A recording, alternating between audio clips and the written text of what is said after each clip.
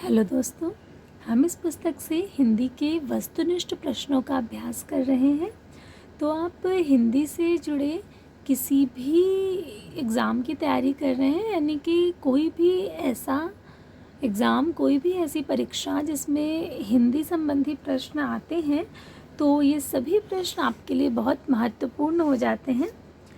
तो हम इस पुस्तक से हिंदी साहित्य के इतिहास संबंधी सभी प्रश्नों का और उसके बाद आदिकाल के जितने भी प्रश्न हैं उनका और भक्ति काल के 300 के ऊपर प्रश्नों का अभ्यास कर चुके हैं। तो अगर आपने अभी तक नहीं किया है तो आप प्लेलिस्ट में जा कर के पिछले प्रश्नों का अभ्यास कर सकते हैं, जिसमें आपकी तैयारी और बेहतर हो जाए, क्योंकि अभ्यास बहुत महत्वपूर्ण होता है। वो हमारी सफलता में बहुत अहम भूमिका निभाता है। तो अभ्यास तो ज़रूरी ही है। तो जहाँ तक हमने कर लिया था उसके आगे प्रश्नों को देखते हैं। अगला प्रश्न है कि सूफी कवियों का सबसे प्रिय अलंकार कौन सा है? वक्रोक्ति, अनुप्रास, समासोक्ति या श्लेष? तो इसमें विकल्प बी समासोक्ति बिल्कुल सही होगा। सूफी कवियों का जो प्रिय अलंकार है, इसको आप ऐसे याद रख सकते हैं कि स से सूफी और सा से समासोक्ति। अगला प्रश्न है कि रस रतन के रचयिता कौन है? जान कवि, शीख नवी, पुहकर या शीख निसार? तो रस रतन के जो रचयिता हैं वो पुहकर हैं। इसे आप ऐसे याद रख सकते हैं कि इसमें देखिए रस रतन में रतन शब्द आ रहा है। रतन यानी कि रत्न। तो मान लीजिए छोटे छोटे रत्न हैं, तो उन्हें आप क्या करेंगे? पुह देंगे, जैसे पिरोना कहते हैं ना। तो रतन को क्या करना है? पुहना है। साधारण भाषा में हम लोग पुहना बोल देते हैं। तो रतन से पुह याद रहेगा। तो रस रतन पुहकर की रचना है, यानी कर यानी कि हाथों में, पुहना मतलब पुह लेना है। इस तरह से रस रतन किसकी रचना है? तो पुहकर की रचना है। अगला जो प्रश्न है वो है सूफी काव्य पद्धति का अंतिम ग्रंथ कौन सा है? यूसुफ जुलेखा है, मृगावती है, पद्मावत है या इंद्रावती है? तो सूफी काव्य पद्धति का जो अंतिम ग्रंथ है वो इंद्रावती को माना जाता है।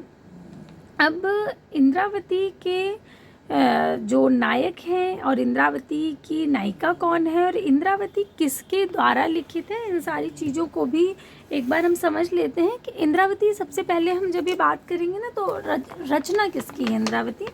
तो एक बार इसे अलग से देख लीजिए तो आपको याद रहेगा बिल्कुल।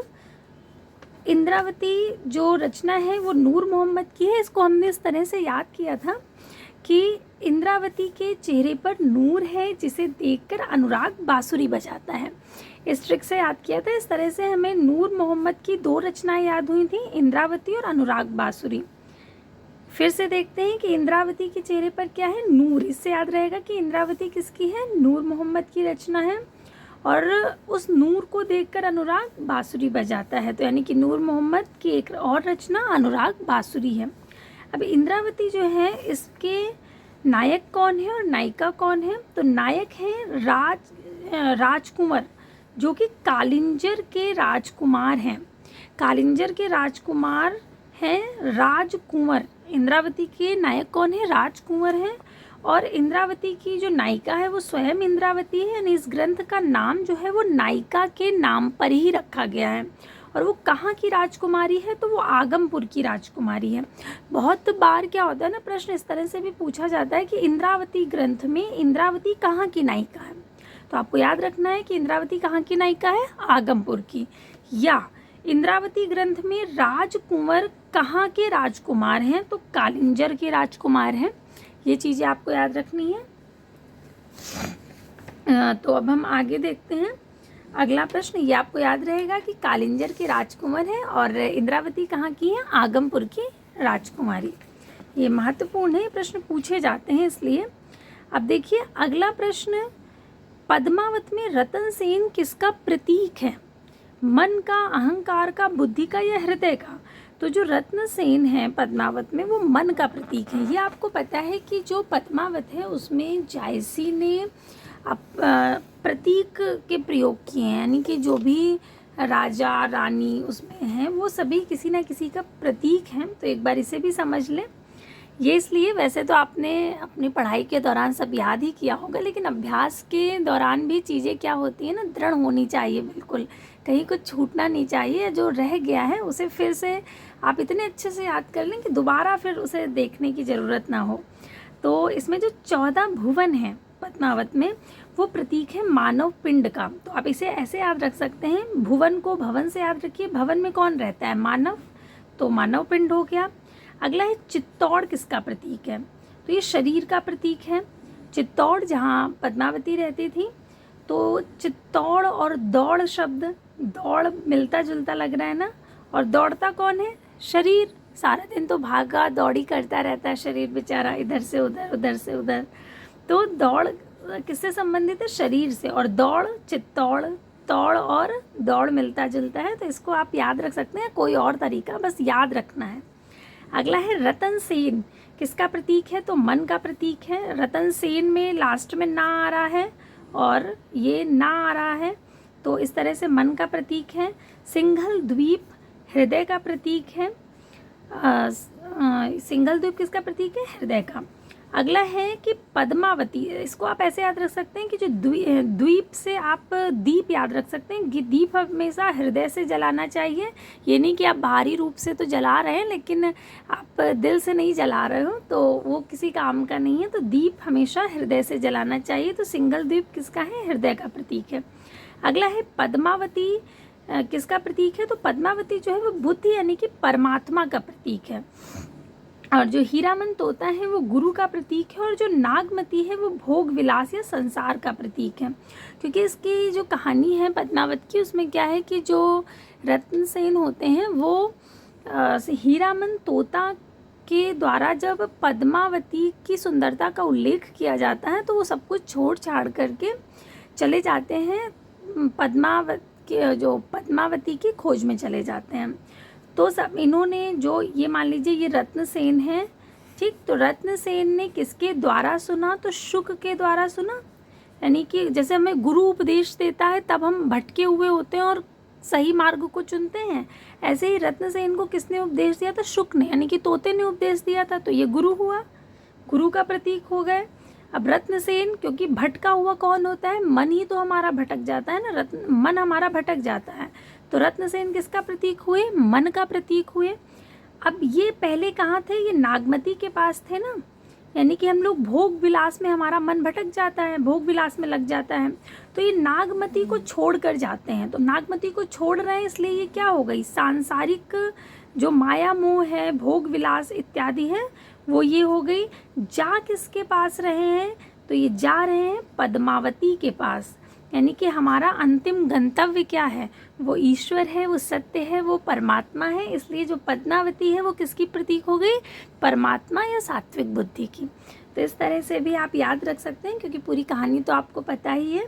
तो इस चीज़ को अगर आप समझ लेंगे तो आपको आसानी होगी। कोई भी ऐसी चीज़ अगर आपको नहीं समझ आती है तो अगर आप एक बार कमेंट करके बता देंगे तो हम आपको उसे याद कराने की कोशिश करेंगे, जहाँ तक हमसे प्रयास होगा पूरा प्रयास करेंगे।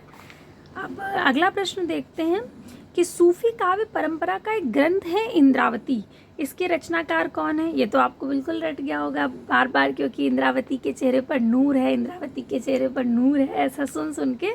तो इंद्रावती किसकी रचना है, नूर मोहम्मद की रचना है। तो अब अगला प्रश्न देखते हैं कि जायसी किस धारा के कवि हैं, ज्ञानमार्गी काव्यधारा के, नाथपंथी काव्यधारा के, प्रेमाख्यानक काव्यधारा के, या रासक काव्यधारा के। तो जो जायसी हैं वो प्रेमाख्यानक काव्यधारा के कवि हैं। ये हम बहुत विस्तार से और बहुत बार पढ़ चुके हैं, इसलिए इसे और विस्तृत रूप में नहीं बता रही हूँ, क्योंकि निर्गुण शाखा और उसकी दो शाखाएं, एक ज्ञानाश्रयी और प्रेमाश्रयी। तो जो प्रेमाश्रयी है उसके जायसी हैं। अगला है, इनमें से जायसी की कौन सी रचना नहीं है, आखिरी कलाम, पद्मावत, अखरावट या चित्रावली। तो चित्रावली जायसी की नहीं है, चित्रावली उस्मान की रचना है। हमने याद किया था कि चित्रों की अवली कहाँ देखी, आसमान में, और आसमान से उस्मान याद रखना है। तो चित्रावली उस्मान की रचना है। अगला है, पद्मावत को समासोक्ति किसने कहा है, गणपतचित्र गुप्त ने कहा है, आचार्य रामचंद्र शुक्ल ने कहा है, माता प्रसाद गुप्त या राम कुमार वर्मा ने कहा है। तो समासोक्ति को, ये पद्मावत को समासोक्ति कहा है आचार्य रामचंद्र शुक्ल जी ने। इसके अतिरिक्त शंभूनाथ सिंह ने पद्मावत को प्रतीकात्मक काव्य कहा है, क्योंकि प्रतीक तो इसमें इस्तेमाल हुए ही हैं, इसलिए शंभूनाथ सिंह जी ने प्रतीकात्मक बोला है। अगला है कि सूफी प्रेमाख्यानक रचनाओं की भाषा कौन सी है। जो भी सूफी प्रेमाख्यानक काव्य लिखे गए हैं वो अधिकांश सब अवधी में ही लिखे गए हैं, तो अवधी है, विकल्प ए बिल्कुल सही होगा। अगला है मलिक मोहम्मद जायसी को जायसी कहा जाता है क्योंकि वे, उन्हें जायसी क्यों कहा जाता है, क्योंकि वे जायस नामक स्थान के निवासी थे। विकल्प सी बिल्कुल सही होगा। मलिक मोहम्मद जायसी का जो जन्म हुआ था वो उत्तर प्रदेश के रायबरेली में हुआ था, जायस नामक स्थान पर, इसलिए उन्हें जायसी कहा जाता है। उन्होंने खुद कहा है कि जायस नगर मोर अस्थानु तहाँ आए कवि कीन बखानु। अधिकांश विद्वान जायसी के जन्म स्थल को जायस ही मानते हैं। अगला है निम्नलिखित पात्रों को उनकी रचनाओं के साथ सुमेलित करना है, तो इसके अनुसार विकल्प ए सही होगा, पर हम अलग से देख लेते हैं। चंदायन, चंदायन किसकी रचना है, मुल्ला दाऊद की रचना है। अब इसमें पात्र कहा गया है कि जो पहला पात्र है मैना, वो चंदायन में है। मैना, लोर, चंदा इत्यादि ये सारे पात्र मुल्ला दाऊद की चंदायन के हैं। दूसरा है सत्यवती कथा, जो कि ईश्वर दास की है। इसमें ऋतुपर्ण और सत्यवती हैं, तो ये इनसे संबंधित है। मृगावती जो कि कुतुबन की रचना है, ऐसे याद किया था कि मृग कहाँ मिलेंगे, वन में। इसमें रुक्मिणी और राजकुमार हैं। अगला है पद्मावत, जो कि जायसी की रचना है, जिसमें राघव चेतन, रतन सेन, पद्मावती और नागमती इत्यादि हैं, और जिसका रचना काल 1540 ईस्वी है। हंस जवाहिर जो है वो कासिम शाह की रचना है, जिसमें हंस और जवाहिर हैं।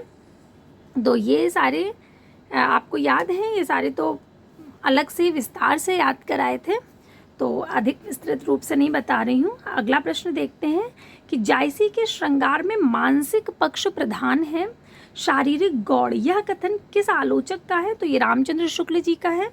अगला है पद्मावत में पद्मिनी किसकी प्रतीक है। अभी हमने बात की कि वो परम सत्ता की प्रतीक है, यानी परमात्मा की प्रतीक है, तो विकल्प सी बिल्कुल सही होगा। पद्मावत जो है वो 1540 ईस्वी में प्रकाशित हुआ, यानी उसका प्रकाशन वर्ष जो है वो 1540 ईस्वी है। अब अगला प्रश्न देखते हैं कि साधना की 4 अवस्थाओं शरीयत, तरीकत, मार्फियत और हकीकत का संबंध किससे है। ज्ञान मार्गी साधना से, या इस्लामी धर्म साधना से, या सूफी साधना से, या रीत मुक्त काव्य से। तो इसका जो संबंध है वो सूफी साधना से है। ये जो शरीयत, तरीकत, मार्फियत और हकीकत है, ये सूफी साधना के मार्ग हैं, साधना के। अगला प्रश्न है कि सूफी मत में वर्णित साधक की 4 अवस्थाओं शरीयत, तरीकत, मार्फियत और हकीकत की भारतीय भक्ति मार्ग के साथ सही क्रम जो है उसमें लगाना है।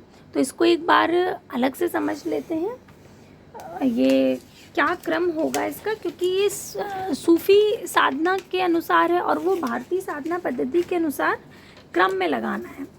तो जो भारतीय भक्ति मार्ग है उसके अनुसार आचरण, उपासना, सत्यबोध और सिद्धावस्था है, और जो सूफी साधना पद्धति है वो आचरण के स्थान पर शरीयत की बात करता है, उपासना के स्थान पर तरीकत की बात करता है, और सत्यबोध के स्थान पर मारिफत की बात करता है, और सिद्धावस्था के स्थान पर हकीकत की बात करता है।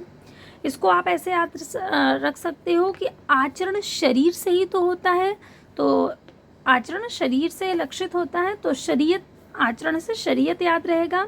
उपासना का एक तरीका होता है, तो तरीके से तरीकत याद रख लीजिए। सत्य का बोध होगा तो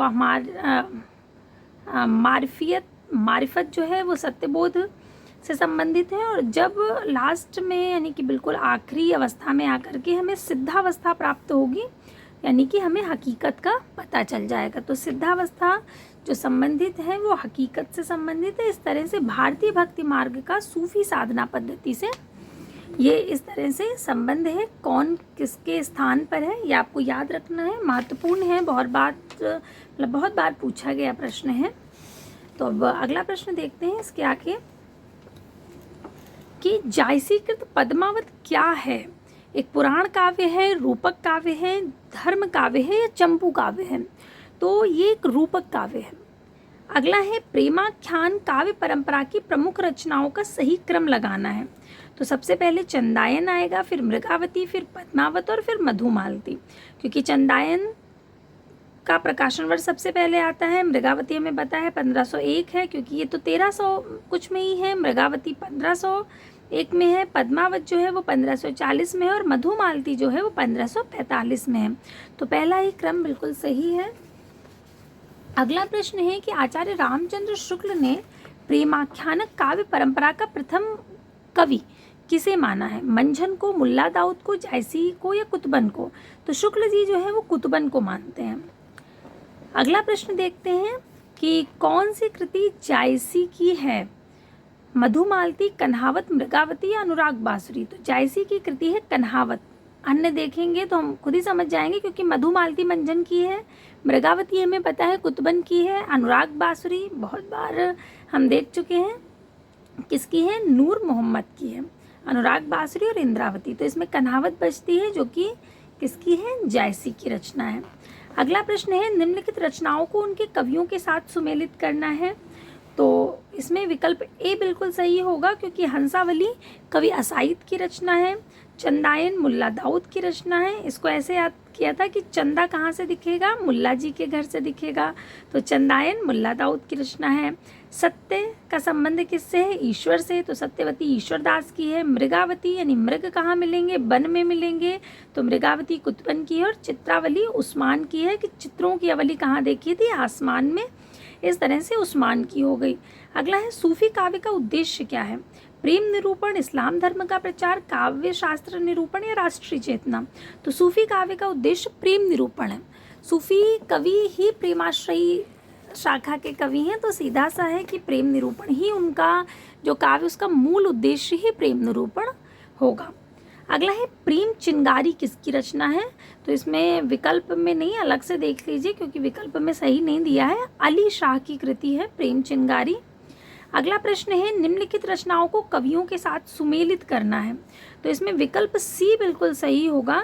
मृगावती कुतुबन की रचना है, मधुमालती मंझन की रचना है, चंदायन तो चंदा कहाँ से दिखेगा? मुल्ला जी के घर से दिखेगा। अखरावट किसकी है? जायसी की रचना है। और चित्रावली यानी चित्रों की अवली कहाँ देखी? आसमान में, और आसमान से उस्मान। ये बार बार प्रश्न आ रहे हैं, तो आप लोग बिल्कुल परेशान मत होइए कि वही चीज़ें बार बार आ रही हैं। जितने बार आएंगी उतना ही आपके लिए अच्छा है, क्योंकि आप जितने बार सुनोगे आपके बिल्कुल मस्तिष्क में बैठ जाएगा और इतना ज़्यादा रट जाएगा कि जब प्रश्न परीक्षा के समय आपके सामने आएगा ना, तो आपको सीधा उत्तर ही दिखाई देगा। तो अब आगे देखते हैं कि जायसी ने अपनी किस काव्य कृति में कयामत का वर्णन किया है? मसलानामा में, आखिरी कलाम में, अखरावट में या कहरानामा में? तो विकल्प सी बिल्कुल सही होगा, आखिरी कलाम। आखिरी कलाम में उन्होंने कयामत का वर्णन किया है, और जो अखरावट है उसमें उन्होंने वर्णमाला के एक एक अक्षर को लेकर के सिद्धांत संबंधी तत्वों से भरी चौपाइयाँ ली हैं। कहरानामा में उन्होंने आध्यात्मिक विवाह का वर्णन किया है। वहीं मसलानामा में उन्होंने ईश्वर भक्ति के प्रति प्रेम का निरूपण किया है। तो 350 प्रश्न हमने भक्ति काल के भी कर लिए। तो आज के लिए इतना ही अभ्यास रखते हैं। अगले वीडियो में हम इसके आगे के प्रश्नों को देखेंगे। तब तक आप लोग खूब अच्छे से अभ्यास करिए। धन्यवाद।